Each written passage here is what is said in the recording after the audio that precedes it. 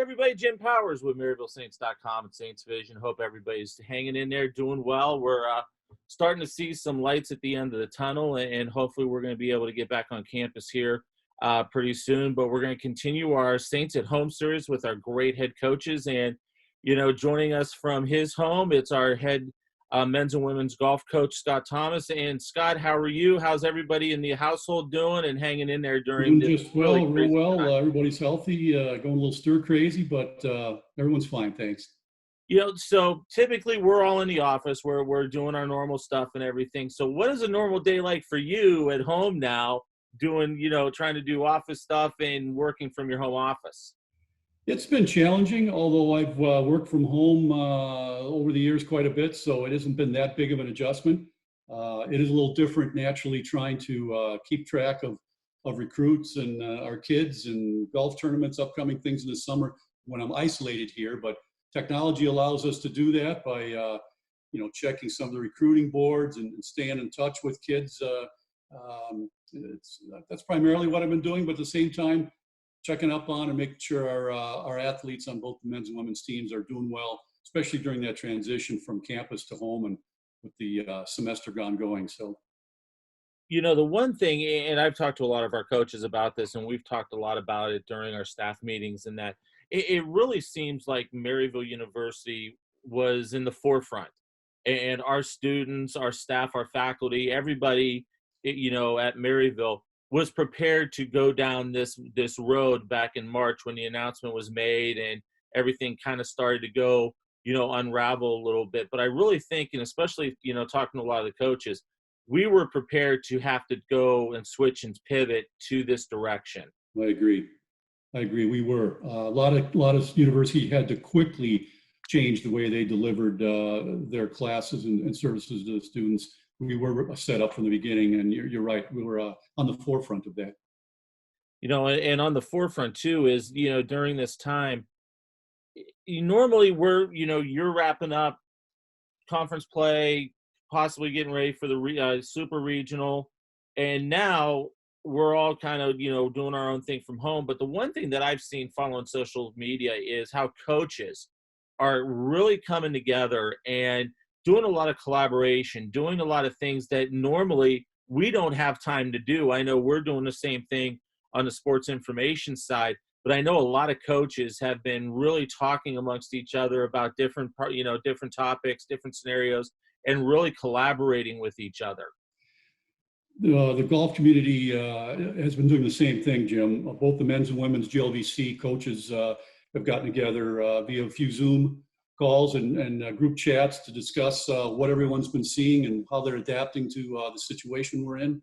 At the same time, we also discussed some of the proposed modifications to the upcoming competitive days and the things and ideas that the conference and the NCAA have been discussing to best try to get us all competing here next year. So we collaborated on some of the ideas that were being kicked around, especially on competitive dates, and made some recommendations to the GLVC and the commissioner there to consider our ideas, and it's work. They've considered what we suggested, and it was all part of that group chat and Zoom meeting collaboration that you discussed. How neat is that everybody's come together? Because normally we're fierce competitors, on the field or on the course, and it's just really neat to see everybody coming together for one common cause to really help our student athletes succeed, especially once we get out of the COVID-19 scenario. Yeah, I agree. It's been great to see, and in general, we all the coaches in the GLVC, the golf coaches, get along well.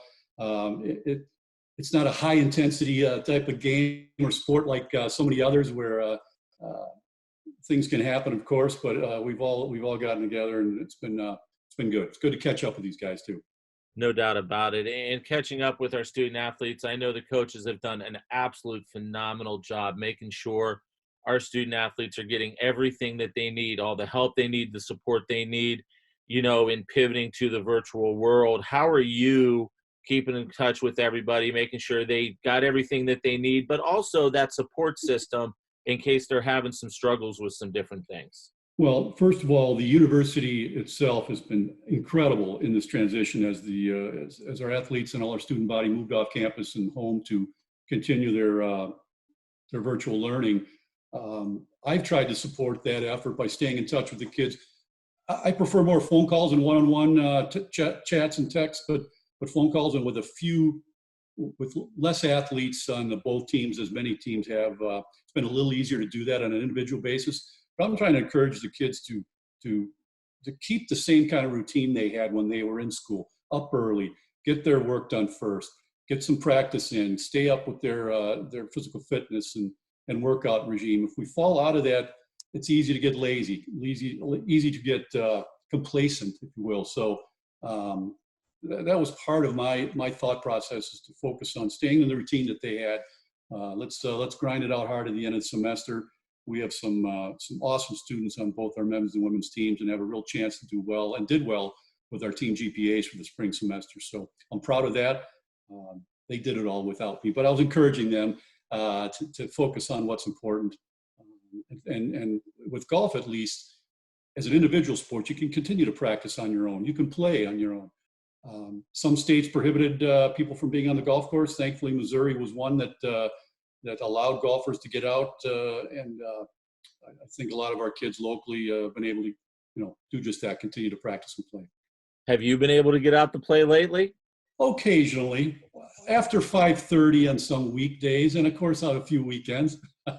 But if I didn't, Jim, I think I'd be going absolutely nuts and probably drive my wife crazy. It's a great way to get out, obviously get some exercise, carry the bag, but just have some peace and quiet and enjoy the game I love. So yes, I have been out a little bit.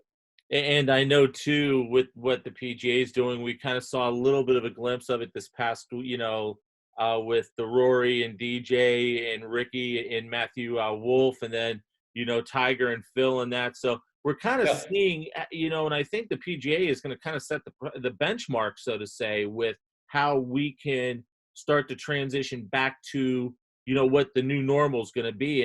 And you see that firsthand on the golf course. Absolutely. Obviously, with golf, your team or the individuals are spread out throughout acres of landscape out on the golf course, and it's much easier to social distance and be safe that way. So with that in mind, I can see where golf can be one of the first sports to come back. Granted, there won't be any fans, and they've even discussed possibly not having the Ryder Cup under that same format, because the fans are so important to what goes on with Europe versus the U.S. in say the Ryder Cup competition. In my mind, golf might be one of the easier sports to come back quickly in the fall at a collegiate level and compete, because it's easy to stay apart and be safe in that sense. But we shall see. Back to your point about the challenge match this weekend, I watched it start to finish. It was great to see, and I was amazed how well the four professionals played, with admittedly taking weeks and even months off the game. So it was easy for them to shake the rust off. I'm afraid it's not for someone like me, but it was great to see those guys get out and play. It was really fun. Well, it was pretty cool too. And, the two of, you're a purist. I've been playing golf for years as well. And it was really neat seeing the pros wearing shorts and carrying their own bags. Sure. And that was really neat to see them kind of getting back to the roots of the game, so to say. That's right. I think if the pros had their way, they could wear they'd like to wear shorts 4 days during a tournament. It's a PGA Golf Tour rule that they cannot, but they enjoyed it, and now they got a taste again of what it was like in college, and what some of our athletes go through on an 18 or 36-hole day, carrying their bag. It was good to see. Absolutely. All right, final question. I'm asking all of our coaches this. Everybody's binge watching something on Netflix or Hulu or something along those lines. What is going on? What are you guys in the Thomas household binge watching these days? I know my wife is a big Netflix kind of show and binge watching person. I'm not. I've been watching a lot more of the Golf Channel than I have in the past. Absolutely the best channel on cable. But some of the old golf tournaments, the classics from way back, the challenge matches they've had, but say between Byron Nelson and Larry Nelson, for example. Those kind of things, along with some of the hockey replays of the Blues run of the Stanley Cup last year, I've watched over and over and really enjoyed it. I tell you what, it was really cool too. A couple weekends ago, seeing the final round at Bellerive. With just the crowds and how St. Louis came out. Oh, That was really cool for them to replay that. yes, yes. And they've had some hour-long summaries of the tournament, for example. The Bellerive PGA was one of them where they really clipped through all the highlights, and it was amazing. I was out there that last day and never really watched the full telecast. So it was neat to see that. I agree with you. No doubt. Well, Scott, we appreciate the time. Hopefully, My pleasure. here very soon, we're going to be able to see each other back on campus and have some golf conversation and all that stuff. But take care of yourself, take Sounds care of great. the family, and we Sounds will great. talk soon. Sounds great. Good to be with you, Jim. Scott Thomas, our head men's and women's golf coach, joins us here on our Saints at Home series. We'll be doing a lot of these throughout the summer, catching up with our coaches and with some of our outstanding student athletes as well. So we hope you enjoy our series as we get back to hopefully getting back on campus, getting ready to roll for the fall. For Coach Thomas, I'm Jim Powers. Thanks so much for tuning in to MaryvilleSaints.com and Saints Vision. Have a great week, and as always, go Saints.